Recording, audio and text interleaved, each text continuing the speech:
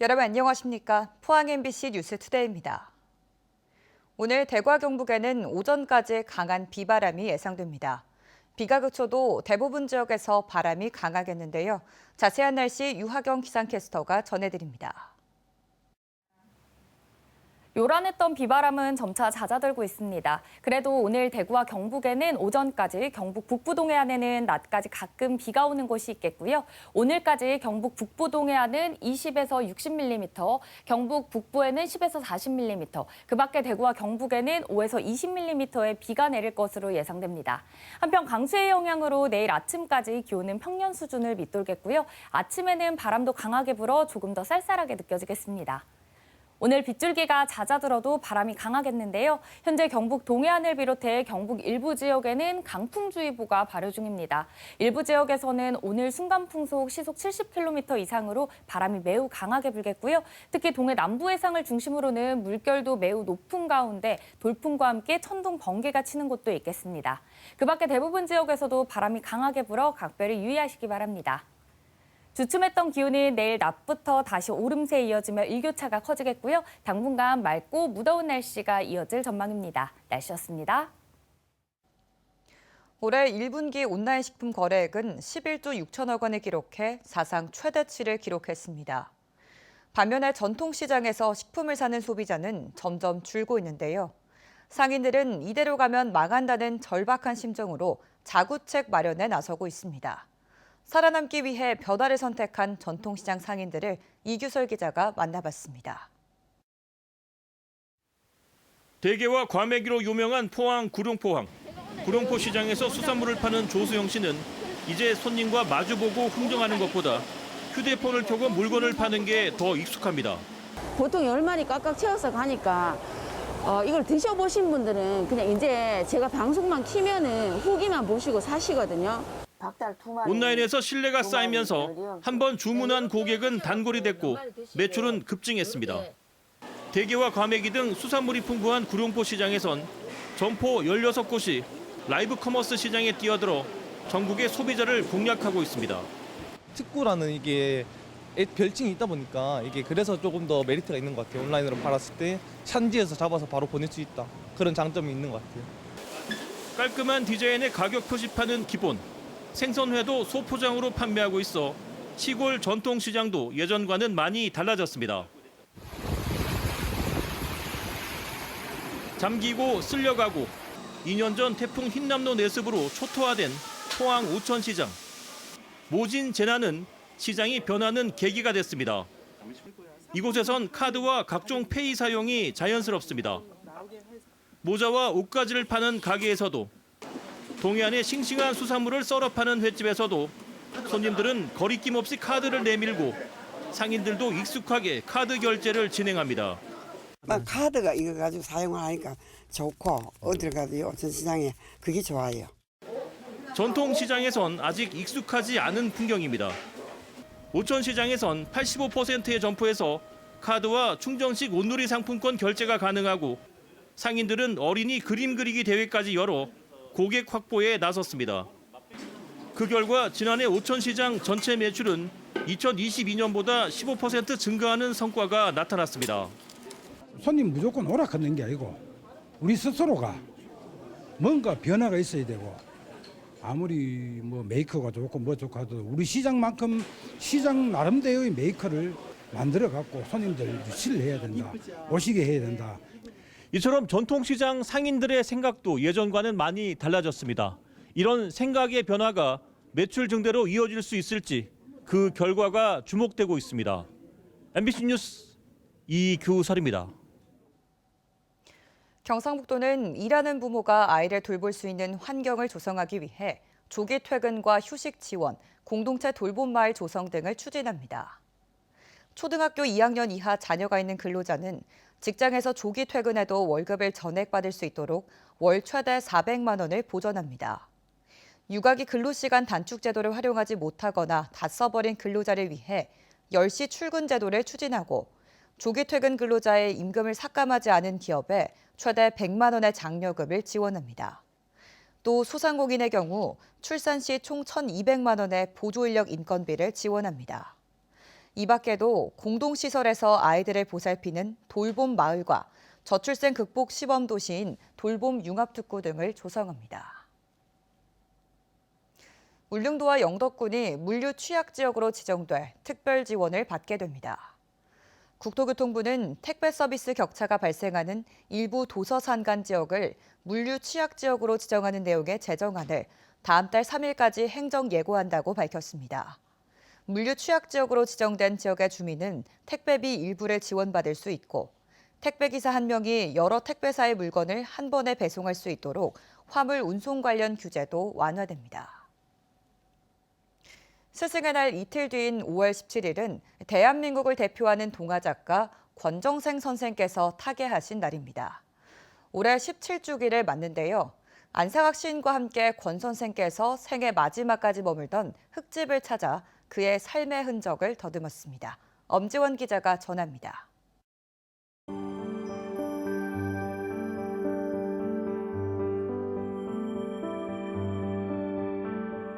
야트막한 빌배산에서도 가장 낮은 곳에 자리한 5평 남짓 흙집 한 채. 의자 삼아 앉으셨던 대또리 문틀에는 권정생 세 글자, 직접 쓴 종이 문패가 붙어 있습니다. 40년 세월의 풍파에도 얼레벌레 진흙을 이겨 바른 흙집은 여전한데 주인은 17년째 집을 비웠습니다.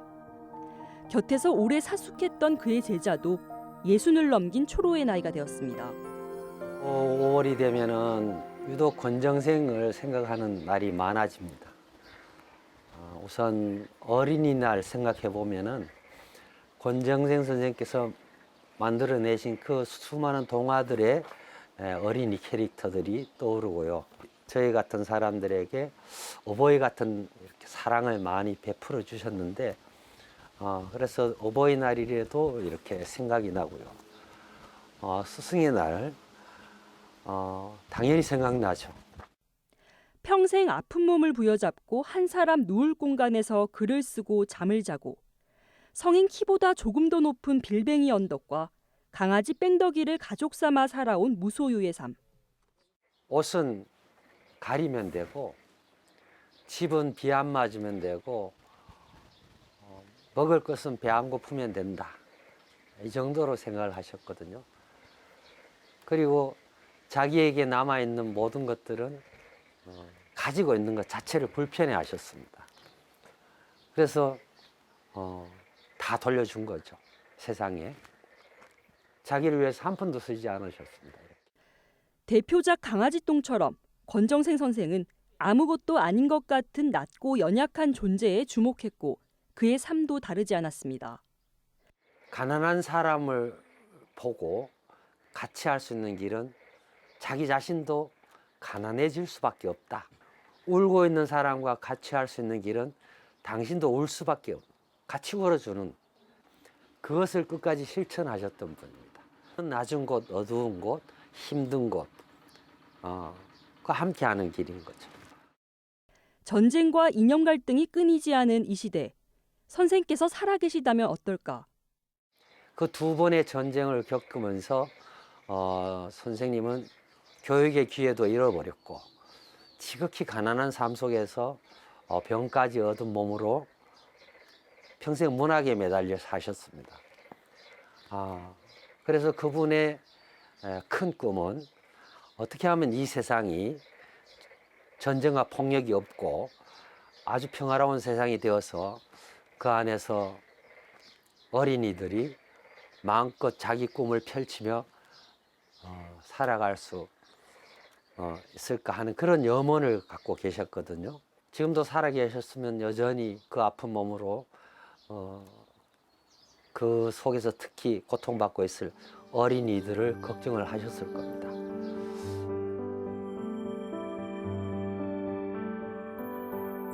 큰소리 말보다 삶으로 작품으로 보여줬던 권정생 선생님의 가르침. 참 스승이 그리워지는 5월입니다. MBC 뉴스 엄지연입니다. 눈썹 문신은 미용의 하나라고 여기는 분들 많으시죠?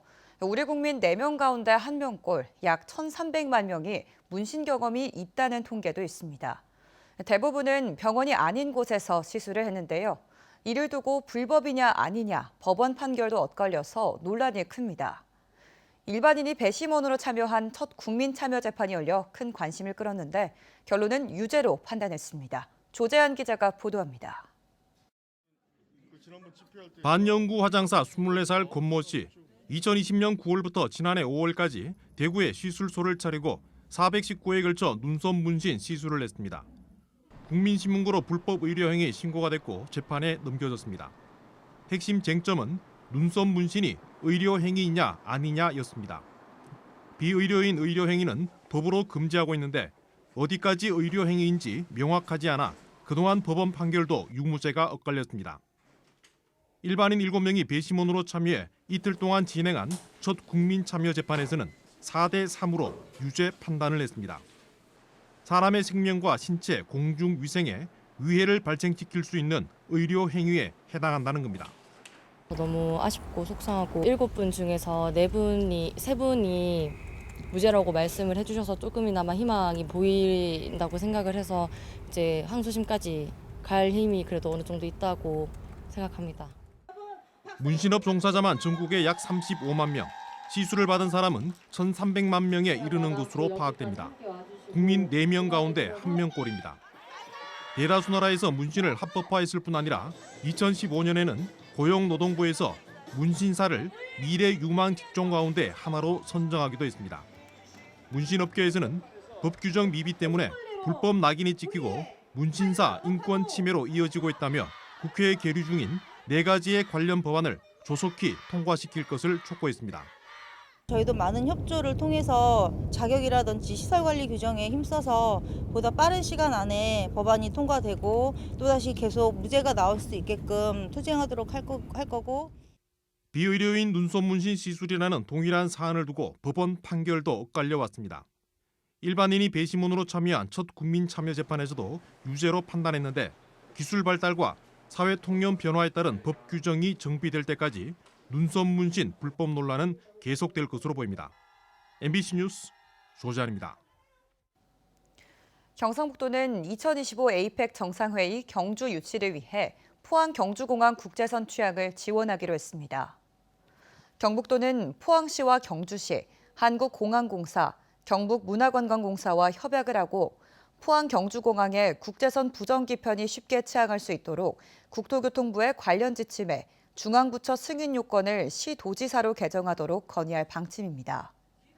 에이펙 정상회의 개최 도시로 경주가 선정되면 각국 정상과 방문단이 포항 경주공항을 통해 원활하게 드나들 수 있게 됩니다.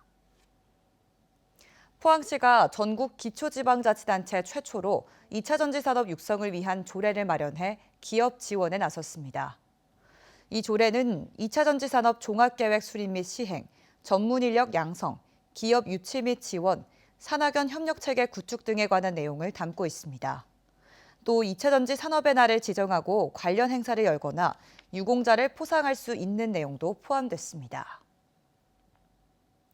축산농가가 선호하는 풀사료 알팔파는 국내 재배가 어려워 모두 수입에 의존하고 있는데요. 국내산 품종 개발에 이어 시험 재배도 성공하면서 축산농가의 기대를 모으고 있습니다. 김건엽 기자가 취재했습니다. 한우농장 곁에 푸른 초원이 넓게 펼쳐져 있습니다. 사료 가치가 높아 풀사료의 여왕으로 불리는 알팔파를 재배하는 겁니다.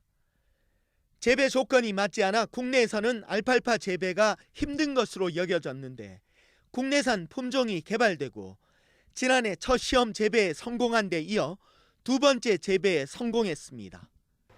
논에서 재배하며 토양의 산도를 조절하고 거름을 적정하게 주고 물 빠진 관리를 철저히 한 덕분입니다. 작년에 정업에서 첫 재배 성공 연세를 보고 오면서 책자를 또 수없이 보고 나도 충분히 할 수 있겠다는 생각으로 와서 도전한 결과 이 정도의 작황을 이룬 것 같습니다.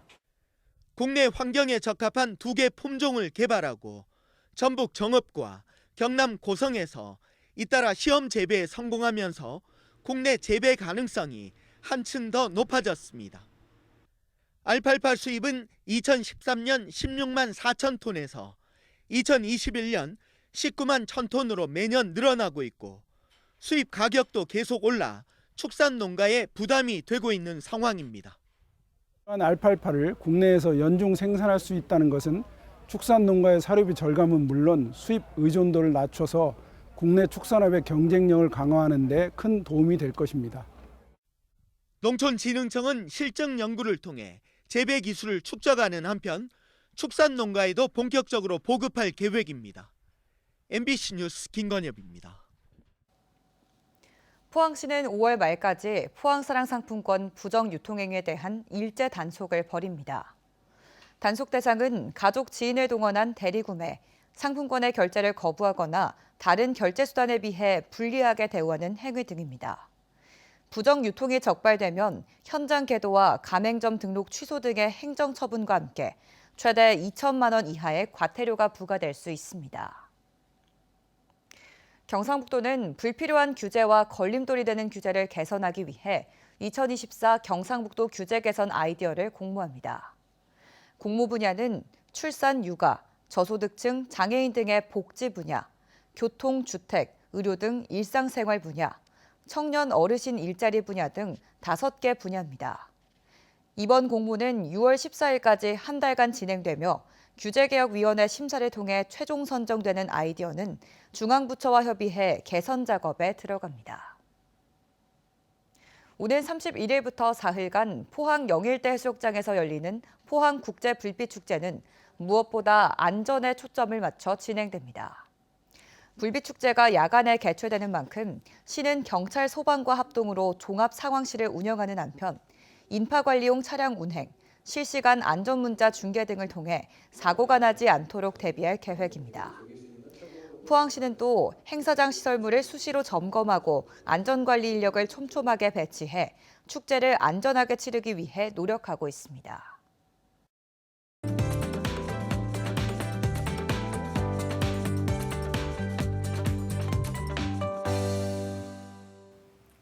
요란했던 비바람은 점차 잦아들고 있습니다. 그래도 오늘 대구와 경북에는 오전까지, 경북 북부 동해안에는 낮까지 가끔 비가 오는 곳이 있겠고요. 오늘까지 경북 북부 동해안에는 20에서 60mm, 경북 남부 동해안과 경북 북부에는 10에서 40mm, 그 밖에 대구와 경북에는 5에서 20mm의 비가 내릴 것으로 예상됩니다. 한편 강수의 영향으로 내일 아침까지 기온은 평년 수준을 밑돌겠고요. 아침에는 바람도 강하게 불어 조금 더 쌀쌀하게 느껴지겠습니다. 오늘 빗줄기가 잦아들어도 바람이 강하겠는데요. 현재 경북 동해안을 비롯해 경북 일부 지역에는 풍랑주의보가 발효 중입니다. 오늘까지 순간풍속 시속 70km 이상으로 바람이 매우 강하게 불겠고요. 특히 동해 남부 해상을 중심으로는 물결도 매우 높은 가운데 돌풍과 함께 천둥, 번개가 치는 곳도 있겠습니다. 그 밖에 대부분 지역에서도 바람이 강하게 불어 각별히 유의하시기 바랍니다. 위성 영상입니다. 오늘 전국적으로 동쪽으로 이동하는 저기압의 영향을 받다가 중국 상하이 부근에서 이동하는 고기압의 영향을 받겠습니다. 자세한 지역별 날씨 보시면 오늘 우리 지역 오늘 대체로 흐리다 오후부터 차차 맑아지겠고요. 동해안을 중심으로 풍랑특보가 발효 중인 가운데 바다의 물결 1.5m에서 최고 5m로 매우 높게 일겠습니다. 오늘 아침 어제보다 기온이 내려갔습니다. 대구와 구미의 기온 오늘 9도로 출발해서요. 낮에는 대구 23도, 구미는 22도에 그치겠습니다. 안동의 현재 기온 7도, 영양은 6도로 조금 쌀쌀합니다. 낮에는 안동 20도, 영양은 19도 전망됩니다. 오늘 동해안을 중심으로 강풍이 불겠고요. 포항의 아침 기온은 9도로 시작해 낮 기온은 22도 예상됩니다. 주춤했던 기온은 내일 낮부터 다시 오름세에 이어지며 일교차가 커지겠고요. 당분간 맑고 무더운 날씨가 이어질 전망입니다. 날씨였습니다. 이상으로 포항 MBC 뉴스투데이를 마칩니다. 시청해주신 여러분 고맙습니다.